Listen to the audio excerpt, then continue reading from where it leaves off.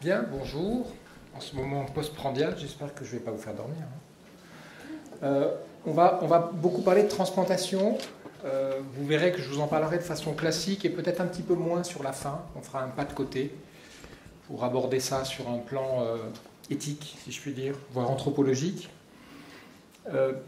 Cette diapositive pour vous présenter ce que c'est la greffe de foie en France. On estime actuellement qu'on va greffer entre 1300 et 1400 personnes chaque année en France, avec environ une vingtaine de centres de transplantation hépatique adultes répartis en France, ce qui veut dire trop,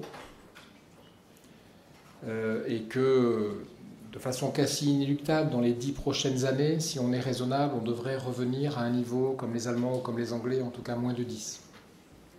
Ce qui explique que vous allez avoir d'un côté des centres qui vont faire 120, 130, 140 greffes par an, et d'autres qui vont en faire 15. Et ça, c'est pas très raisonnable. Donc moi, je travaille à Montpellier où on en fait 90 chaque année. Donc ce que nous dit cette première diapositive, c'est que de très loin, la cirrhose, qui est la complication la plus grave des maladies du foie et donc de l'hépatite C, c'est 51% des indications de greffe en 2015. Vous voyez, la moitié des gens qui sont greffés en France, ils ont une cirrhose. Et que le cancer, et vous savez que le nom de ce cancer qui complique la cirrhose, c'est le carcinome hépatocellulaire, c'est 37%. La deuxième information qui est donnée ici, vous voyez ce score MELD, là c'est 32% ici, qui ont un MELD supérieur à 30. Ça signifie la chose suivante. L'Agence de la biomédecine, qui régit l'activité de greffe en France, a choisi de prioriser les patients les plus graves. Donc aujourd'hui, la transplantation s'adresse en priorité aux patients les plus graves. Souvent des patients qui sont hospitalisés. Certains sont aux soins continus. Ce qui veut donc dire qu'on va avoir des patients avec une cirrhose décompensée, des gens qui sont tout jaunes, qui ont de l'acide, qui ont une biologie qui est très perturbée, et qui pourtant vont avoir une énorme difficulté à accéder à la greffe, parce qu'en permanence, ils auront devant eux des patients toujours plus graves. La deuxième information majeure, mais je pense que vous la connaissez, et c'est la grande victoire quelque part des antiviraux directs, l'indication pour cirrhose virale C en tant que cirrhose est en train de diminuer de façon majeure. Nous avons de moins en moins de patients qui vont être sur une liste d'attente parce qu'ils ont une cirrhose liée au virus de l'hépatite C de façon exclusive. On va avoir des gens qui ont développé le cancer, mais la cirrhose en elle-même, ça diminue, et pour une raison encore une fois très évidente, c'est que les antiviraux directs ont totalement modifié la donne par rapport à l'ère de l'interféron et des IP de première génération. Alors, qui est candidat à une greffe en 2017 ? Comme je vous l'ai dit, des gens qui ont une maladie qui est décompensée, et l'une des singularités qu'on observe dans tous les pays occidentaux, c'est que 2/3 des patients qui vont être transplantés pour une cirrhose liée au virus de l'hépatite C ont une deuxième maladie qui est l'alcool. Ce qui veut dire que la cirrhose virale C pure, sans cancer, devient de plus en plus rare. Par contre, cirrhose virale C et alcool, demain cirrhose virale C et NASH, ça va devenir de plus en plus fréquent. Donc, on est en train progressivement de passer d'un modèle assez simple, assez binaire, à des modèles de plus en plus complexes. Deuxièmement, comme je vous l'ai dit, on a ces patients avec un score de gravité qui est intermédiaire. On est obligé de passer par des systèmes d'expertise un petit peu lourds, et ceux-là sont mal greffés actuellement. Ça veut dire qu'ils attendent longtemps. Puis la troisième chose, c'est le cancer. Et il faut que vous sachiez qu'un cancer sur une maladie du foie peu décompensée va attendre aujourd'hui 1 an en France. 1 an. Et vous imaginez ce qu'est cette année d'attente de greffe, qui est rythmée tous les 3 mois par un scanner ou une IRM, qui a pour but d'évaluer si le cancer est toujours limité ou s'il n'est pas en train de métastaser. Ce qui est une nouvelle terrible, puisqu'à ce moment-là, la greffe n'est plus d'actualité. Et donc, ce qui me permettra de vous dire un petit mot tout à l'heure sur ce qu'est l'attente d'un patient qui est greffé, plutôt qu'être en attente de greffe. Alors voilà ce dont on va traiter, ce qu'on va traiter. Faut-il traiter avant la greffe? Qu'est-ce qui se passe si on traite après? Comment on suit ces patients? Et puis quelque chose que je trouve tout à fait intéressant et qu'on est bien obligé d'envisager, et puis que je trouve passionnant dans l'ambiance sociale ou sociétale dans laquelle on est, parce que c'est des choses qu'on commence à entendre. Faut-il mériter son greffon? D'ailleurs, qu'on pourrait presque élargir à faut-il mériter son traitement? D'accord? Alors le dogme, on adore les dogmes en médecine, qui ont pour but de durer de moins en moins longtemps. Juste, et je vous fais un petit pas de côté, ce qu'on appelle la demi-vie de la vérité en médecine aujourd'hui, c'est 7 ans. C'est une donnée de pharmacologie, la demi-vie. Ça veut dire quoi? Ça veut dire que tous les 7 ans, 50% des choses qu'on a dites 7 ans auparavant sont fausses ou obsolètes ou dépassées. Souvenez-vous juste de l'interféron. Souvenez-vous juste du télaprévir et du bocéprévir. Quand j'étais secrétaire de la FEV, j'avais coordonné les premières recommandations sur les IP. La durée de vie de nos recommandations, on avait travaillé pendant des jours et des jours avec Marc, des nuits et des nuits et des nuits. Je crois que 15 jours après la publication, c'était mort, le sofosbuvir arrivait, c'était terminé. Donc il faut qu'on fasse très très attention à chaque fois, vous voyez passer des certitudes, des dogmes et autres, beaucoup de modestie maintenant en médecine, ça va très très vite. Donc le dogme était, il faut traiter tous les patients candidats à la transplantation avant la greffe, afin d'éviter les conséquences de la récidive après la greffe, et même peut-être d'éviter la greffe. Toute la première partie avant les points de suspension, c'était vrai à l'époque de l'interféron, je pense que ça l'est moins maintenant. Peut-être éviter la greffe, oui, pourquoi pas, on va voir qu'on a des résultats. Sauf qu'il y a de multiples situations cliniques avant la greffe, derrière cet acronyme virus C, la cirrhose décompensée, le cancer, les comorbidités, etc., qu'on va voir que si on attend après, les médicaments d'aujourd'hui guérissent plus de 95% des patients greffés, donc pourquoi s'embêter avant?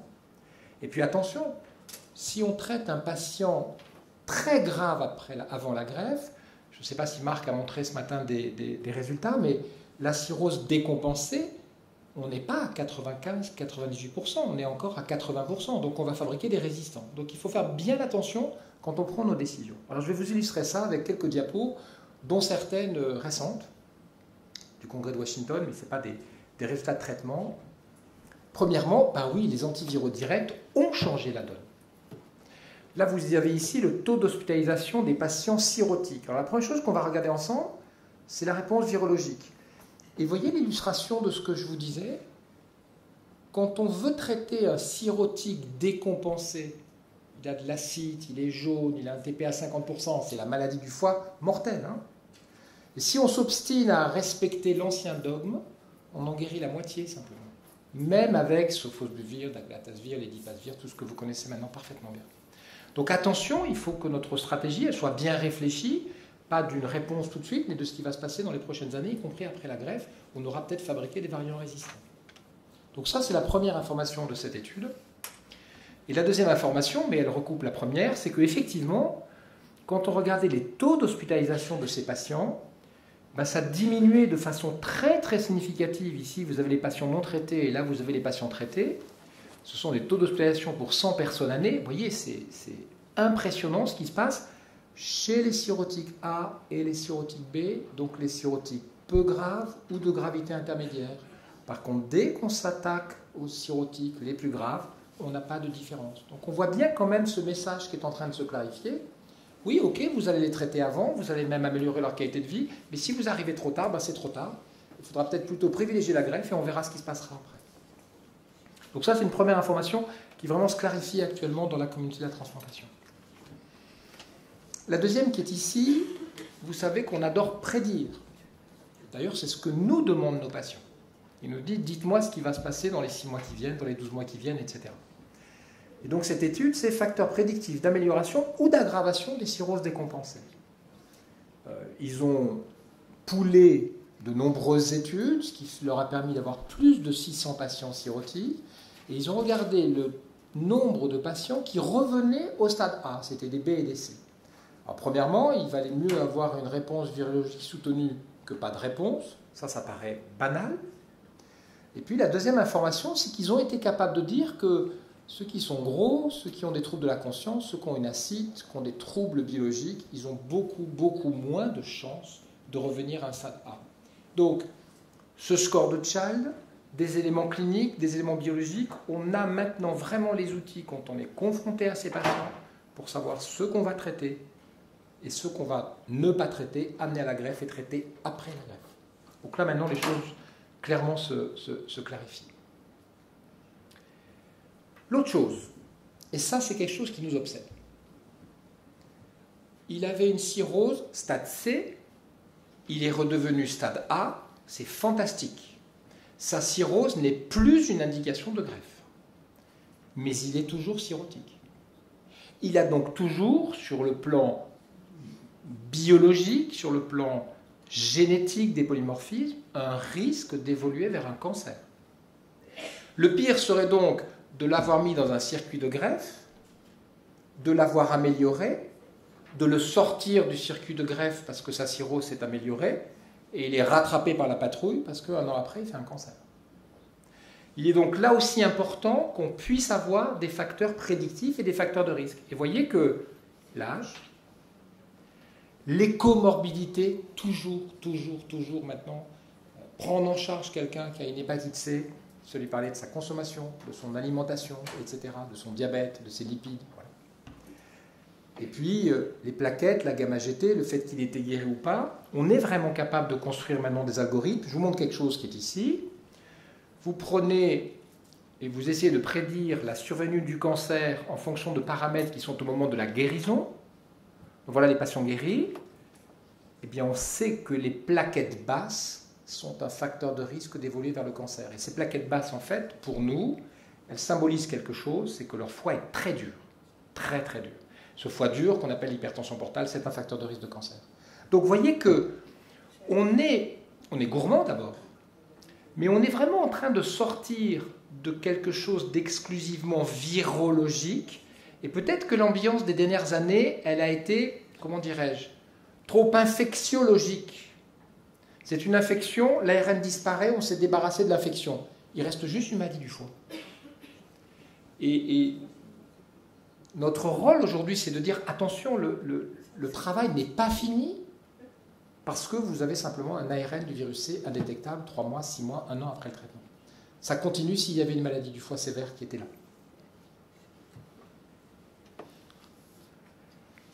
Alors ça, c'est une étude européenne à laquelle on a participé d'ailleurs. On a délisté des patients. Ils étaient sur liste d'attente, on les a traités avec des médicaments antiviraux, ils se sont améliorés de façon tellement impressionnante qu'on les a sortis de liste. C'était environ, dans cette étude, 25% des malades. Voilà, on commence à avoir des chiffres. Hors cancer, bien sûr. Hors cancer, des candidats à la greffe, 1 sur 4 n'étaient plus candidats à la greffe grâce aux antiviraux directs. On est capable de savoir ceux chez lesquels ça va marcher et ceux chez lesquels ça va persister. C'est juste l'évolution de la fonction hépatique. Et surtout, et c'est la bonne nouvelle, dans cette étude, leur survie, vous voyez ici, on est 2 ans après, s'apparentait à celle des transplantés. Alors attention, je vous montre comment on interprète les courbes. Parce que vous dites, bah oui, ok, les courbes sont égales, mais regardez les patients délistés, ils étaient là. Qu'est-ce qui s'est passé là? Ben, c'est les patients dont je vous parlais tout à l'heure qui ont développé un cancer après le délisting. Donc vous voyez qu'il faudra qu'on fasse mieux que simplement s'occuper de la réponse virologique. Vous avez tous entendu parler de la polémique sur, et je crois que ça a été traité ou que ça va être traité, antiviraux directs et cancer du foie. On attendait avec impatience l'étude qui, une bonne fois pour toutes, nous dit stop. Alors il y a les études d'hépatère, mais qui sont surtout des modélisations statistiques que moi j'ai parfois même du mal à comprendre.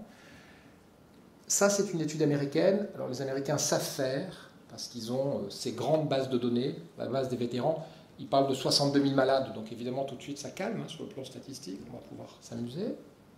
Ils regardent les patients qui ont eu de l'interféron, les patients qui ont eu interféron et antiviraux direct, et les patients qui ont eu antiviraux direct seul. Ils vont donc pouvoir regarder comment ça a marché, on sait déjà la réponse, hein, ils vont avoir les antiviraux, mais surtout est-ce qu'il y a eu un surrisque de cancer? Et la réponse est non. Voilà ici la guérison sous antiviraux direct et l'incidence du cancer.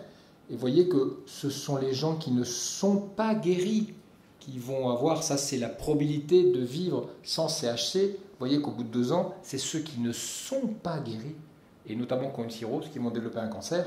C'est ceux qui sont guéris, qu'ils aient une cirrhose ou qu'ils n'aient pas de cirrhose, qui vont éviter d'avoir un cancer. Donc oui, maintenant on va être capable de dire et d'affirmer que le meilleur facteur qui permet d'éviter l'évolution vers le cancer, c'est la guérison sous antiviraux directs ou sous interféron pour ceux qui ont été guéris sous interféron. Aujourd'hui, la littérature est assez claire sur ça. Donc si je synthétise cette première partie, les patients qui bénéficient le plus de la guérison virologique sous antiviraux directs sont les moins graves. Il est possible d'éviter la greffe dans 20 à 25% des cas. Le risque résiduel de cancer persiste et peut être prédit avec des paramètres simples. Ces patients doivent rester dans le circuit de la greffe. Nous continuons à suivre les patients que nous avons délistés et que nous continuons à voir tous les 6 mois.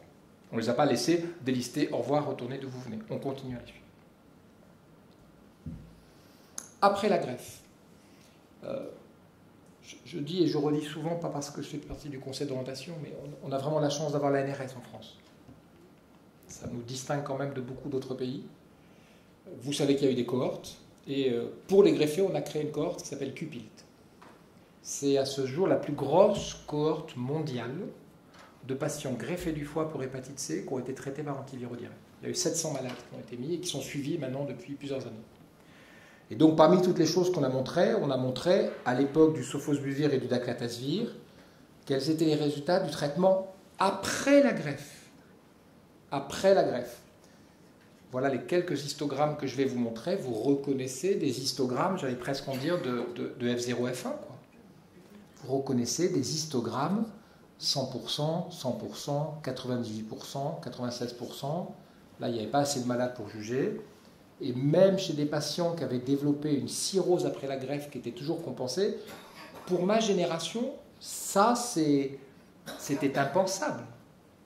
Un patient récidive de son infection virale C après la greffe développe une cirrhose sur le greffon, souvent en quelques années. C'était la retransplantation obligatoire. Aujourd'hui, 40 patients dans cette cohorte, 39 ont été guéris. Donc le traitement après la greffe, ça marche. On sait utiliser des médicaments qui n'ont pas d'interaction médicamenteuse avec les médicaments immunosuppresseurs. Donc aujourd'hui, je vous avoue que c'est devenu un non-problème, la récidive virale C, qui est une constante d'ailleurs. Tous les patients greffés du foie pour virus C récidivent après la greffe. Aujourd'hui, on va les traiter et les guérir quasiment tous. Juste 2 slides pour vous montrer les petits derniers. L'association de GPI, ça a été montré à l'ESL. Regardez ces résultats. 100 patients, on est quasiment au bout de la guérison. Et regardez ici avec l'Epclusa que vous connaissez aussi, Sofovelpa, et on est à 96%. Donc, que ce soit avec, j'allais presque dire déjà les anciens médicaments, ou avec les nouveaux, on guérit tout le monde après la greffe. Donc c'est devenu un non-problème. Ça, je sais que ça intéresse certains d'entre vous. Est-ce que toutes ces histoires permettent d'élargir le don d'organes? Aujourd'hui, il y a un programme qui permet d'accepter des greffons contaminés par le virus de l'hépatite C, simplement des anticorps, chez des receveurs qui ont eux-mêmes été contaminés par le virus de l'hépatite C. Programme qui reste d'ailleurs assez confidentiel, qui ne marche pas de façon extraordinaire. Il y a quand même encore des résistances oui, chez les transplanteurs, des réticences. Dans ce travail tout à fait intéressant, ils ont transplanté des greffons VHC+, à des receveurs VHC-. Parce qu'il y a les antiviraux directs, et ils ont modélisé, et voilà les patients les plus graves, et la rentabilité, c'est-à-dire le ratio entre l'accès à la greffe et le traitement du virus C, ça commençait dès ces scores de gravité à 20, c'est-à-dire à des scores où les patients n'accèdent pas bien à la greffe. Donc ça, c'est une ouverture qui est majeure pour nous. Des patients qui actuellement stagnent sur la liste, ils n'ont pas de virus C, ils ont une maladie autre, biliaire, tout ce que vous voulez, on va leur donner un greffon VHC+, on traitera l'infection après, avec les résultats que vous avez vus, et donc on pourra augmenter le pool des donneurs.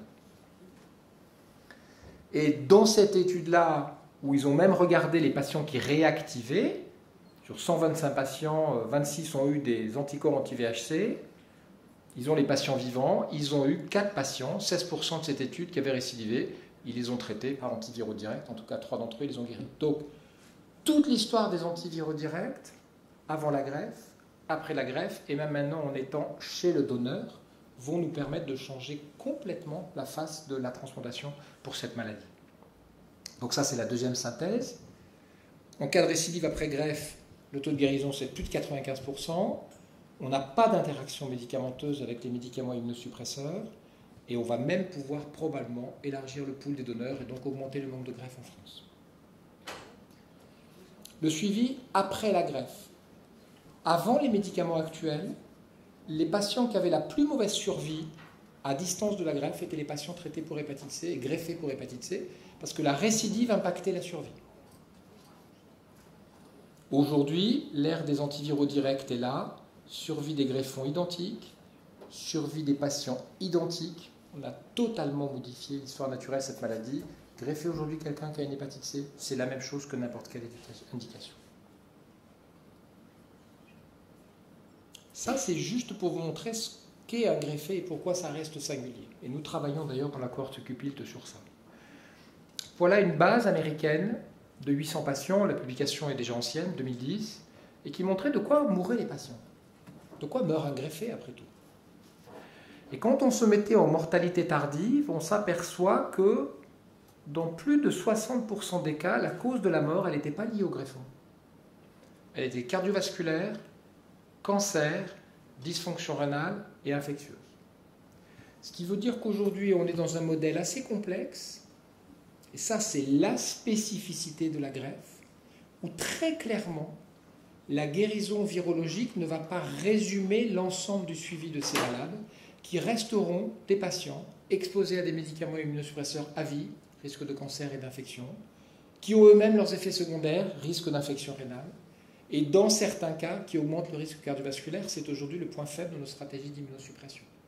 Donc dans ça, surtout ne pas résumer la vie d'un greffé simplement au contrôle ou pas de son infection virale. Alors on va finir sur ça. Et voilà la première diapo avec laquelle on peut discuter finalement. La transplantation d'organes est la seule situation en médecine qui est compétitive, en tout cas dans un pays comme le nôtre, qui est un pays à ressources élevées, où toutes les maladies longue durée sont prises en charge à 100%. Donc nous, on n'a pas de problème économique par rapport à d'autres pays qui sont obligés de faire des choix économiques. Là, vous êtes dans une situation qui est une situation compétitive. Qu'est-ce que ça nous dit, ça ? En 2014, il y a eu 1200 greffes, 1280 transplantations, il y avait plus de 3000 patients sur la liste dans cette année-là. Ça veut dire que cette année-là, il aurait fallu faire 3000 greffes. Et ce chiffre-là est actuellement celui qui est le plus reproduit. Ce qui veut dire que si on devait faire un ratio, lorsque je suis face à un malade, un donneur, je vais avoir, aujourd'hui en France, en 2014 c'était 2,4, on est actuellement à 2,6 candidats. Comment je choisis ? Notre règle est de choisir la gravité. Et vous avez des gens qui disent, mais après tout, est-ce que tout le monde mérite son greffon de la même manière ?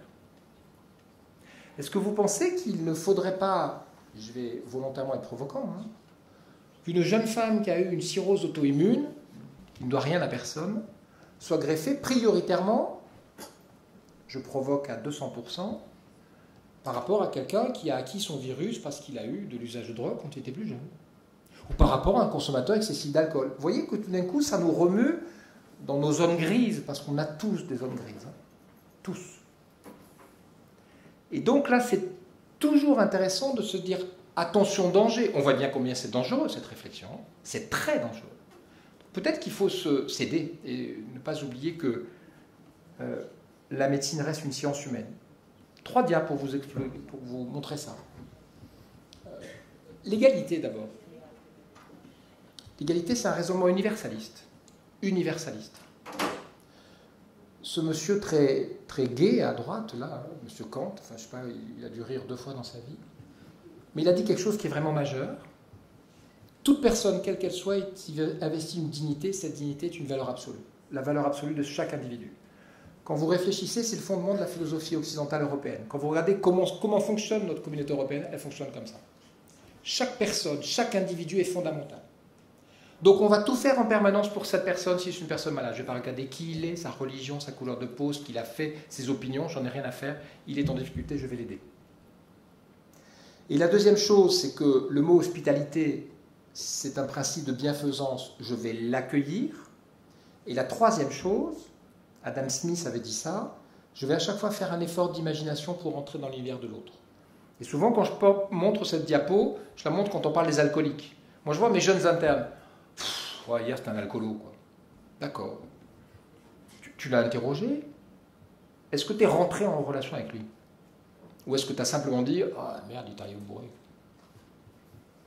Pourquoi ?